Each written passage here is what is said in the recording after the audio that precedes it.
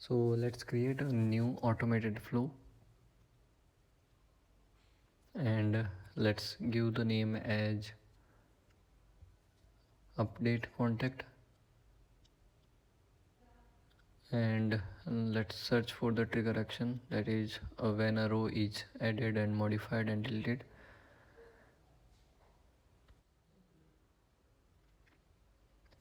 Now here in the trigger action we will select the change type as modified, the table name will be contact,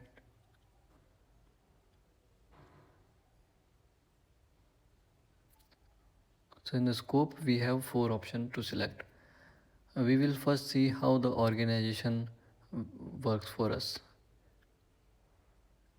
Let's click on new step, and from the dynamic content I want to store the full name into the compose action. So let's add the full name here in the compose action. So let's search for the full name and click on that. Now let's save the flow. Now we are going to change the name in the contact. So this is the sales trial, and here you can see the owners are different. So here currently I am logged in with the test user. Okay, and in the dynamics also we have logged in with the test user, and this is the contact which is owned by some other user. So if I make any change in this, let's say I want to update the last name of this contact, so let's change it and click on the save. Because the contact got updated, so the flow should trigger. So let's go to the flow run,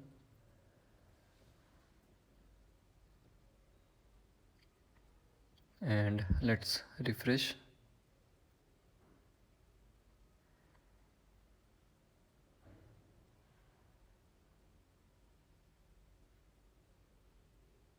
Okay, so the flow ran here, you can see, and let's open the flow run, and here we will see the updated full name will come here in the compose.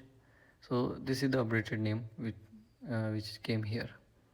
Now let's click on edit, and this type let's update the scope value from organization to user, and let's save the flow again.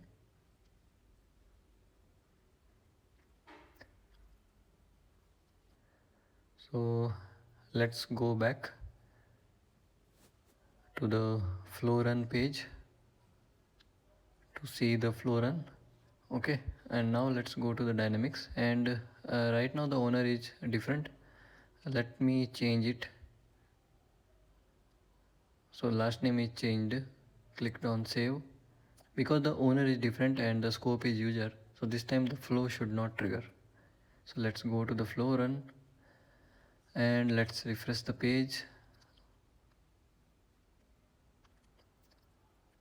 So here you can see the flow has not triggered because our scope was selected as user. So this flow will trigger only for the records where this current user is logged in.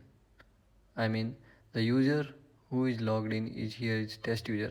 So the records owned by this user will only be selected for this flow run.